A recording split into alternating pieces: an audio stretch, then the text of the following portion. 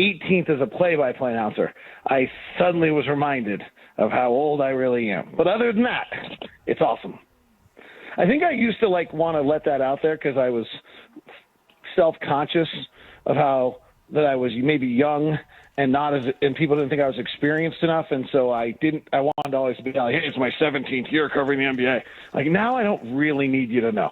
It's good. We're good. You don't need to know it's 30 plus years.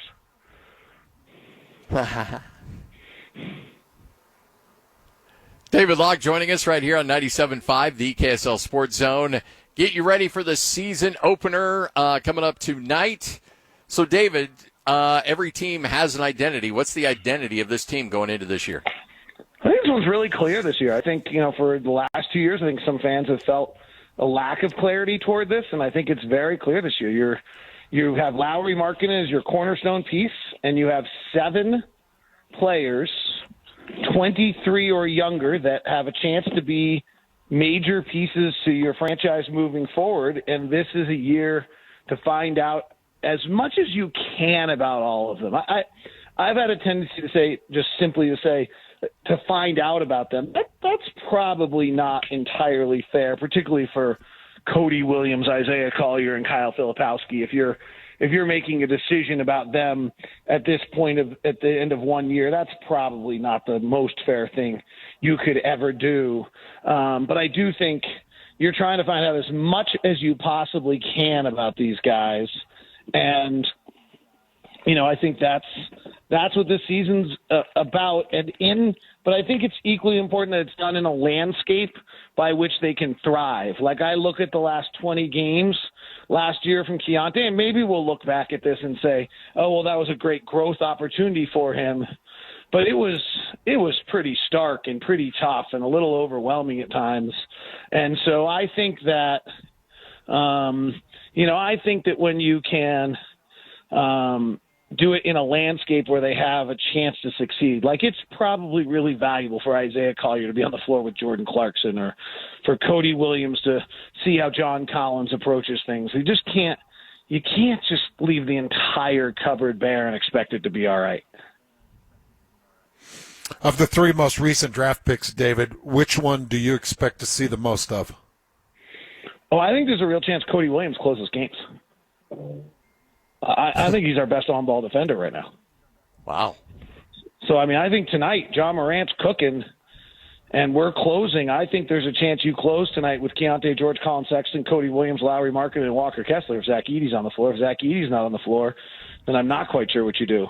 But I think, if John Morant or Desmond Bane's cooking tonight and you need someone to slow him down, I think Cody Williams is going to be the first answer for Will Hardy on that one. He did it once in the preseason. I've seen it. He's long. He's not physically capable yet. I think he will be of holding his own, but he is really long and he's instinctually really smart defensively. Is that at 19? Wow. Is that an indication of how good he is, or maybe the lack of perimeter defenders on the team overall? Well, Keontae, you probably don't want to make him try to guard John Morant all night. Yeah. You'd probably like to slide, right? Yep. Collins little. Taylor's trying to learn. I don't think he instinctually gets it as much as Cody does. He's a bit bigger. So at a different matchup on a different night, you might go to Taylor. But what I've seen, and I've seen Cody as both, and I don't want to overplay this too much, and I'll have to, confirm this with some of the coaches, but I've seen Cody doing a really nice job both on and off ball. And I think there's some of the guys don't do the best job on off ball. They're getting caught on backdoors. They're peeking. They're not quite seeing the rotation the right way. That's usually where young players really scuffle. And that's not an area where in the preseason that I saw, I could have missed it, right? I'm not let's be honest, I'm just a play-by-play announcer. But I haven't seen the moments where I look down on the floor. I was like, oh, who missed that rotation? Oh, that was Cody. I've seen a lot of other names have come up to me where I'm like, oh, that rotation, ooh, wow, blew that rotation, or or didn't pick up appropriately defensively in transition, or, it's not one-on-one defense I'm talking about here. It's kind of the instincts of as the ball's moving, where am I rotating to? I've seen those those are missed. I haven't seen Cody miss as many of those as you would think a young kid would. So, got to watch the Utah Jazz Sacramento Kings preseason game. You got Sabonis was on the court for 36 or 37 minutes. Sacramento was really pushing, and the guy that stood out to me the most in that game was Walker Kessler. I hope that's the last one you've watched. I did watch the one just we ended our preseason against Sacramento, right? Yeah, that Portland didn't exist. I don't remember Portland. I don't even remember right. Portland at all. Right, But exactly. Walker Kessler stood out to me. 4 of 4 from the field. He had 9 rebounds, 4 block shots. He was all over the court. It felt like he was what you needed him to be against Sacramento. How much growth have you seen from Walker Kessler, and what should Jazz fans expect from him this year, David? Well, the other one that was really interesting in that game was how different – this is a testament to how smart Sabonis is, and it's how much he changed his game based on who was guarding him. Right? When Walker was in there, he tried, like, early opening third quarter, he went after him again. I'm going to overpower you and take you deep, and Walker blocked the shot. And then he did it to him against once late. Walker blocked the shot, and Sabonis is so damn relentless that he got it back and put it back up and in. But otherwise, he was like, I'm going to have to play Walker from 15 feet.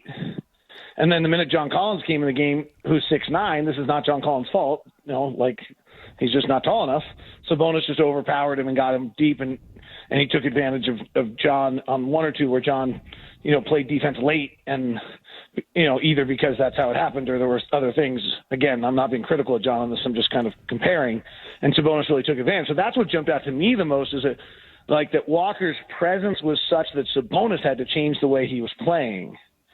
And to me, that jumped out. And then he was so good in Dallas too. I think Walker's he's much stronger waist down. It's really noticeable if you're at practice and you watch him and see his leg definition and how much work he's done in that. And I think it's giving him the ability to withstand some body bumps and hold his position and own his space far better than he has in the past, which is then increasing his ability to rebound. There's a really interesting one here, just when you think about it. I'd actually be curious to ask you, Hans, if there's a comparable thing on offensive linemen and defensive linemen. So I was talking to I'm going to leave it out, NBA person. But I've known him for 20 years, so been around for a long time. And we were talking about Derek Lively.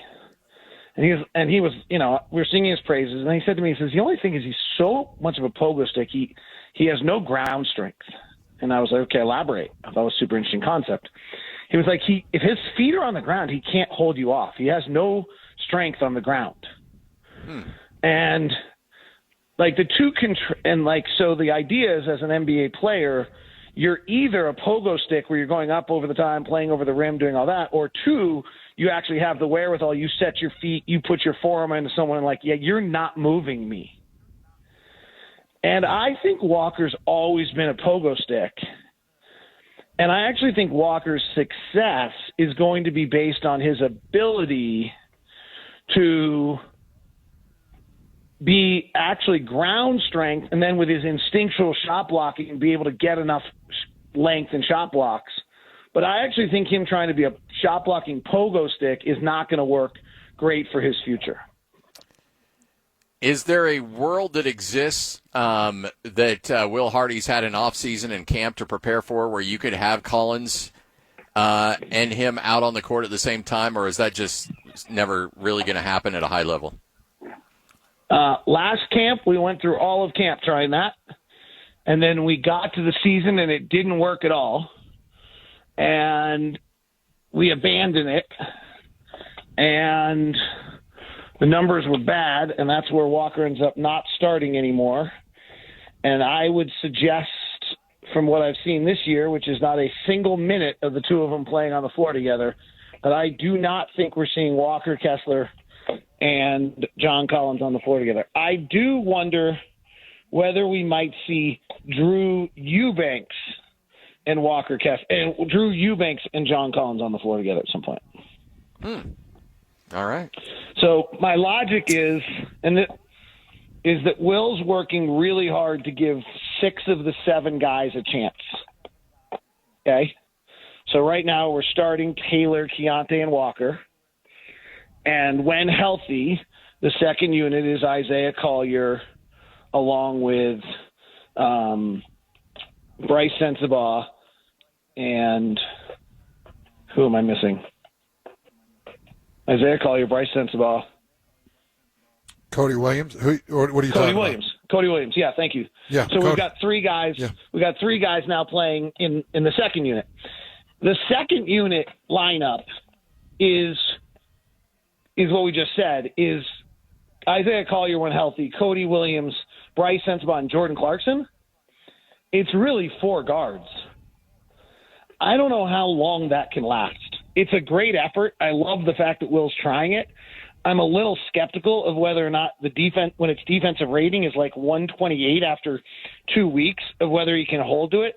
And that's where I think maybe Drew Eubanks, who's played 75 games a year as a backup center in the NBA, might have to become the answer with John Collins, and then whomever gets dropped, or maybe some nights some guy's playing and other nights another guy's playing, and it's not universal what that lineup is. But I think there's a chance that in that second unit we could see Drew Eubanks playing backup center. Well, David, one of the guys that I've got circled just to watch the development and the growth, and we talked a lot about him, is Keontae George. And Keontae, in his rookie season, going just over 13 points a game. And I know I shouldn't draw any comparisons to Donovan Mitchell because he's different, but I do want to talk about Donovan Mitchell's growth, year 1 to year 2.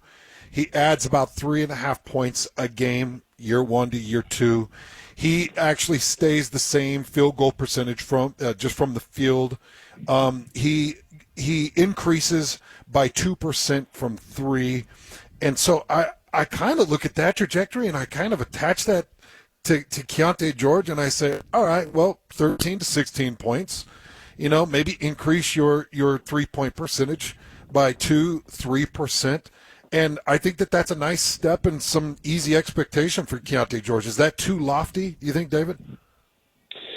So, on a numbers standpoint, I'd have to go back and know what Donovan's rookie year numbers were, and I don't have it off the top of my head. So Keontae shot 39% and 33% from the field. That's not good enough. That's got to change. So the ball's got to go in. Can I tell you, everything I've seen out of this kid has just been awesome. Last year we were told he's a basketball junkie.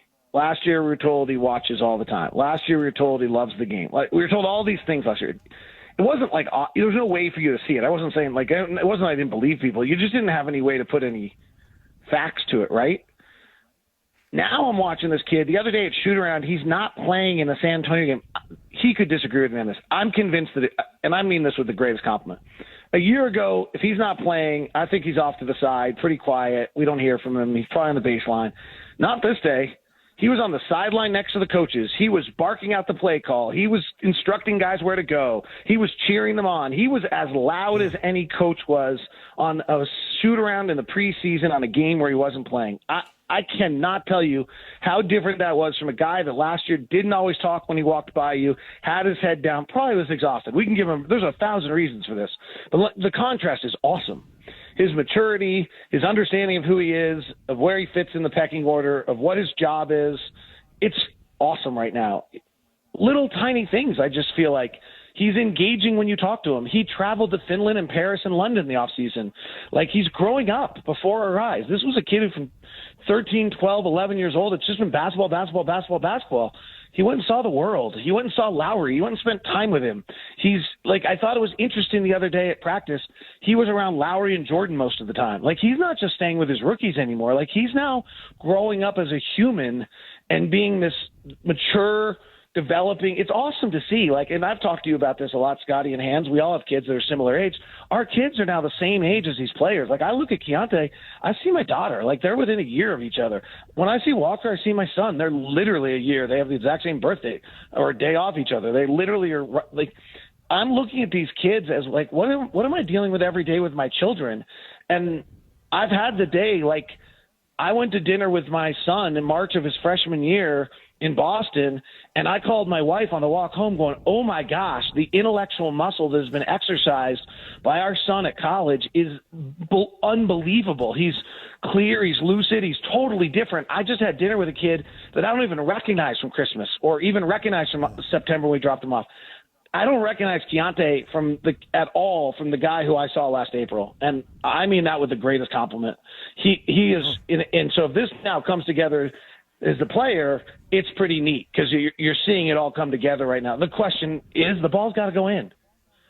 Like, we can get really complicated about all this stuff. It's all cute, but in Baylor, the ball didn't go in, and it hasn't gone in yet in the NBA. The ball's got to go in. The league's really simple. Did you see Boston last night? The ball's got to go in. And by the way, I'm just going to laugh my ass